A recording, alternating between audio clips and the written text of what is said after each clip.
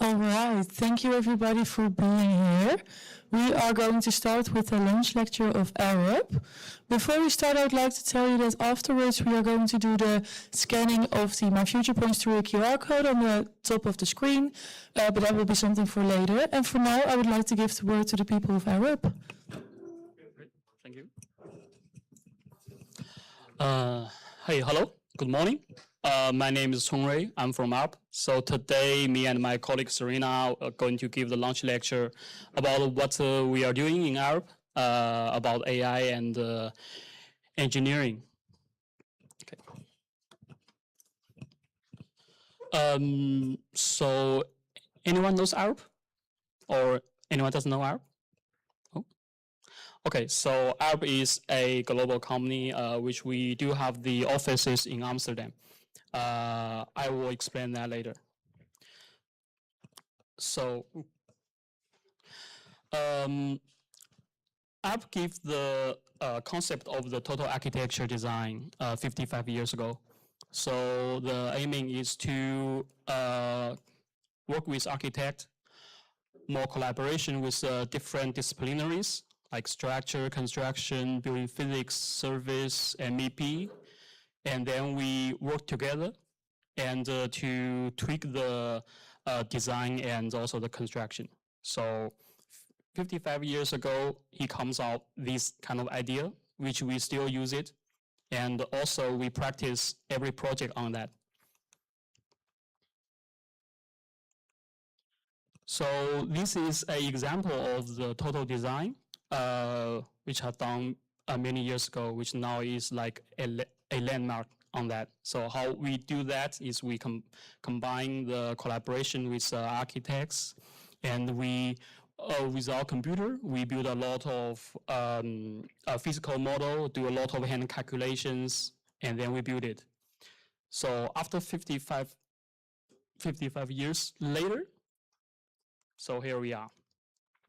So Arup is a global company which is covered by 34 countries and 18,000 colleagues with 95 offices. Maybe you can find your home here. So we have a lot of offices. We are still expanding.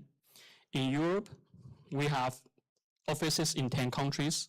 And in 3 Nordic countries, we are offering our engineering service to our clients. In Netherlands, we have 270 colleagues here, and since 2000.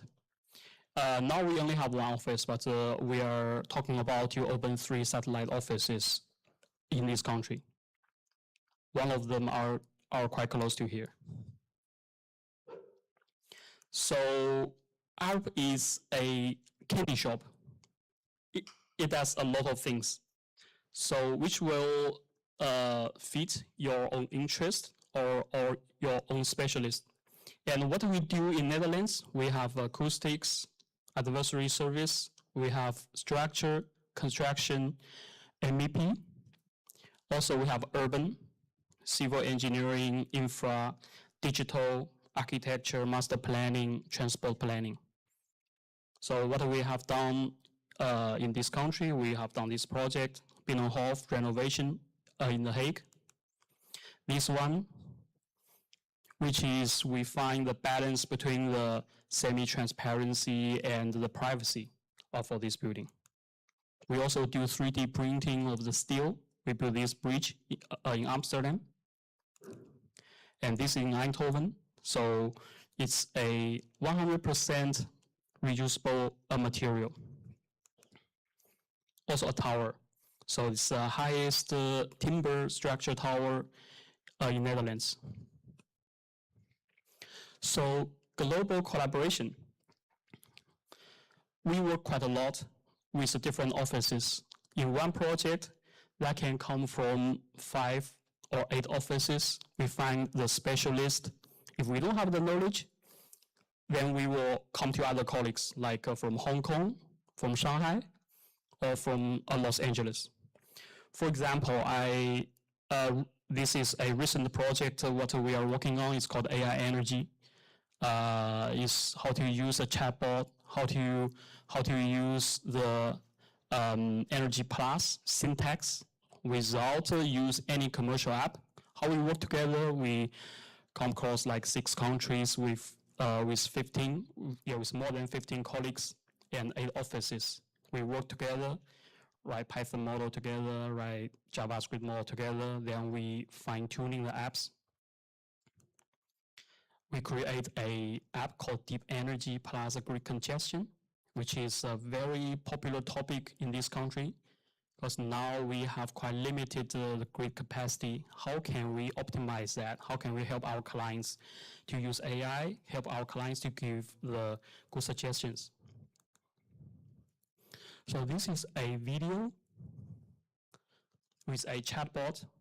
You can tell what parameters you are going to play with, and the chatbot is going to send all the possibilities in the cloud to run a cloud simulation, create a machine learning surrogate model.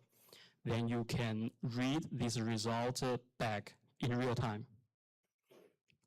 That decreases quite a lot of manual work for our colleagues, and also is very accurate. So from this month, we are going to test this app in 3 projects, one from Hong Kong, another one from London, and the other one from Amsterdam.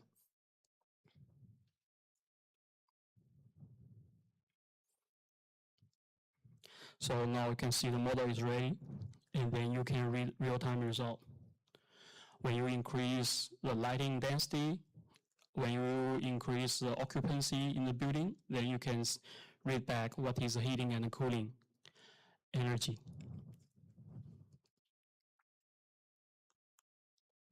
We also have parametric design in our office. We create a platform called Inform, which link with Grasshopper plugins and to do real-time calculation to show the dashboard. So this is an example we are doing. It's a multi-objective optimization.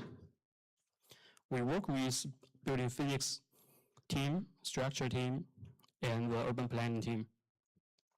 We look into these 6 KPIs, and we find which is the optimized design for this. This is another one. We sit with architect side by side. Then we use Grasshopper to code what is in their mind. To write script for that, and we generate a lot of designs. Also, we run a calculation for this. So this is another example we are working. So this is the one because we got a question from the clients like, the tower will shade everything. What will be the best shape of this tower? And in the corner, people who live there or people who work there will not get blocked by the tower for daylight, for the visual comfort. Then we use this methodology to finalize this tower shape. This is another example. It's also a multidisciplinary optimization. Then we use a weighting factor to test which height of this building is the best without blocking daylight and also without blocking the view. And after a while, you can see it start stabilizing.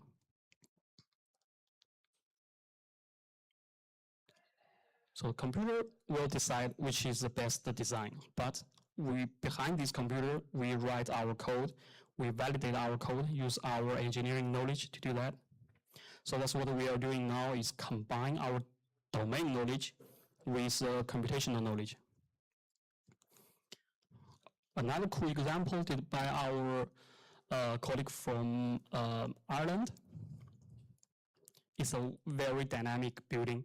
But what is the best shape of the balcony without blocking the daylight? Also block some solar gain to the room, so the room will not be overheated. We use the same methodology, use the same KPI, the same simulation engine, like Energy Plus, Radiance, Daysim, in Ladybug to do the calculation. This is an example, use parallel coordinates to do a structure calculation. To use this one, because this is open source app, and to use this one, it's you need to pre-calculate everything, and then link with a Excel or CSV, and then you can visualize that. It's very useful when we work with clients in the design meeting. We show this, and the clients say, hey, I want this one to be higher, and this one to be lower, and then it will trace back what is the best design. And this is another topic about MEP BIM automation. I know maybe some students are quite interested in writing script like the C#, Python, Dynamo. And this is a very interesting career path. It's like, it's called BIM development. So we have a lot of colleagues are working in this very specific field. The client is not external, it's always internal. So what helped us is they use C# to develop an automation app in Revit, and then help the other colleague to save a lot of time. For example, the fire sprinkler automation is a rule-based C# model. Normally, when we do that, we manually place a lot of the sprinkler and then connect it. But with the app, it can be done in a couple of hours. You can save at least a week per project. Another example, toilet extract ventilation is the same. With this app, it automatically detects the toilet room and help to connect and also build this kind of ventilation ducting. This is an example from our Polish office. It's called AutoTag. So in Poland market, they need to put this tag in a Revit model manually. But with this app, also made in C#, it can automatically done by a few seconds. MEP automation, another topic, is a little bit different from MEP BIM automation, because this is not related with Revit, but can do Python modeling in Grasshopper. Link with parametric platform. Like this one, client asked us to see what will be the occupancy changes, how that related with the shaft sizing. Then we show this one. In the early design stage, clients are looking for what is the best location of the shaft sizing, and this is done by Serena. It's also in Grasshopper. So at the same time, it calculates what is the size of the shaft, also the location. So if we go further, so we developed a JavaScript front end and Python backend to find what is the best location of air handling unit by the shortest path, also with a different platform. We find optimization and also with duct connection. We also do digital twin. It's, I think, this is also a quite popular topic between clients and also in the market.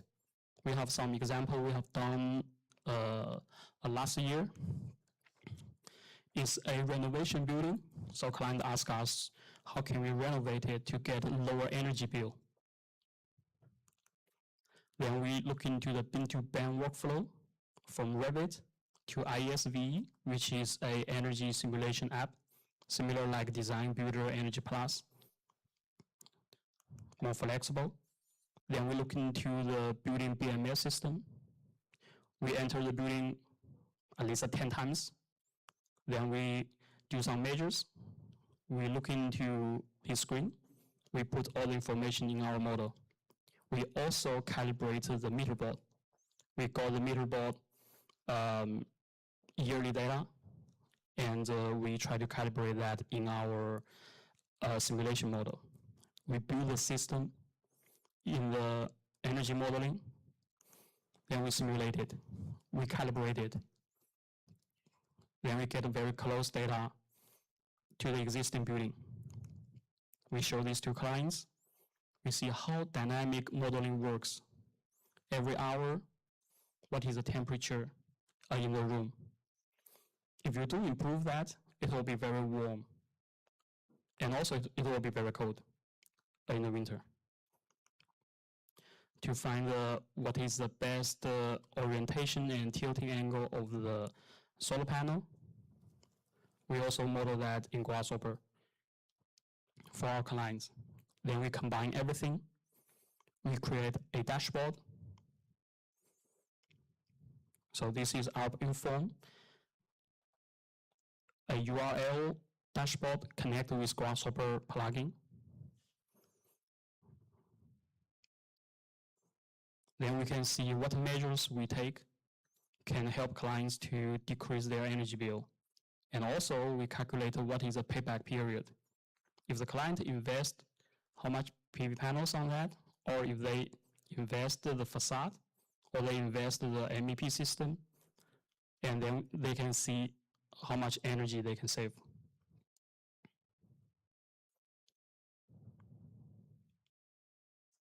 Also, we have the ATES system for this building. Okay, next one. So that is more urban physics. In Amsterdam, we have a team doing urban physics quite a lot. We do CFD, we do the heat stress, we do the UTCI calculation, and we use AI to do that. For example, a CFD calculation. For CFD calculation, people knows like to use OpenFOAM or the commercial software, which will take quite a lot of time to model that, to mesh it, and then to validate it. And also the simulation time is quite long. So how can we improve that? We use a machine learning model. So we train a lot of data, then we use a machine learning model to do the CFD. And then we calibrate it. For the next projects, we don't need to run the CFD anymore, because the machine learning model will know what is the best solution of the new building.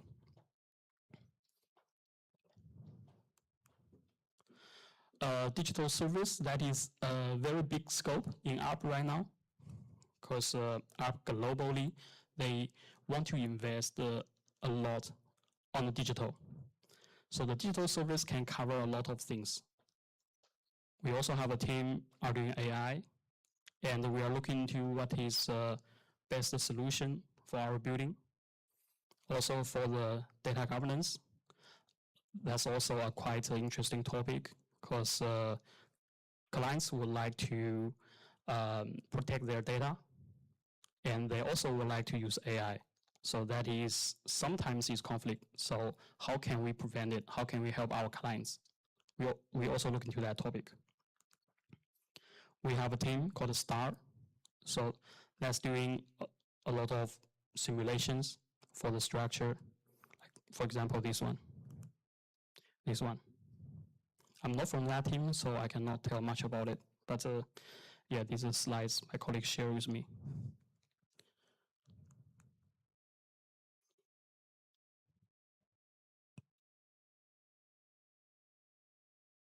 Vibration.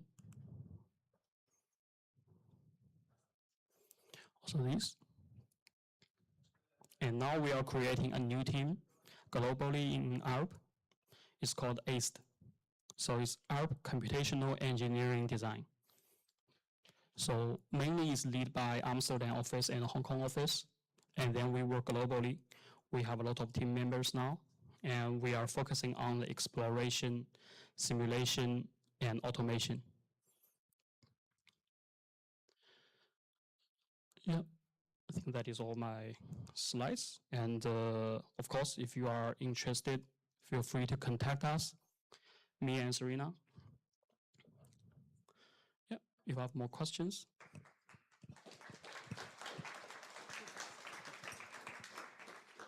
Well, first of all, thank you for giving us the lunch lecture. Does any of you guys have any other questions that you might want to ask? Yes, do tell.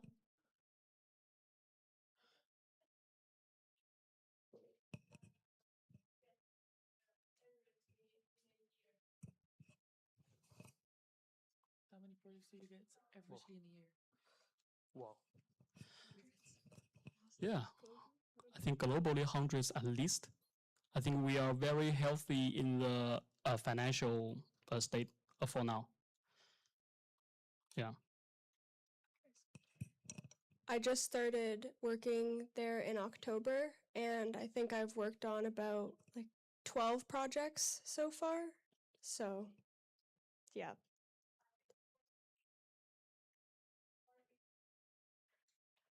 Definitely group projects, especially at a lower, like as a junior member, you're not really left to just do things by yourself.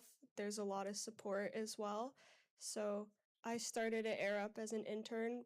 I did building physics here for my master's, and then I did my thesis with them, and then I had quite a bit of support and I really liked it. So then I came back, now I'm working there full time. So as a junior staff, you're never really solo doing it, so yeah.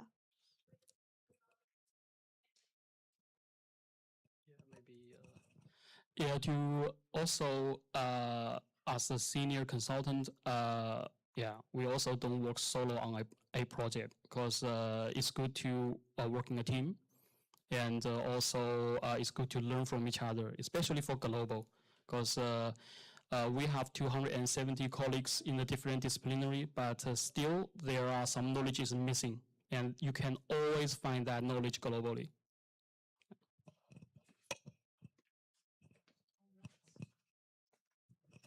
Are there any further questions? All right, then that was the lunch lecture. I'll put the Academy attendance sheet for my future points on the screen. It is important that you first log into the website that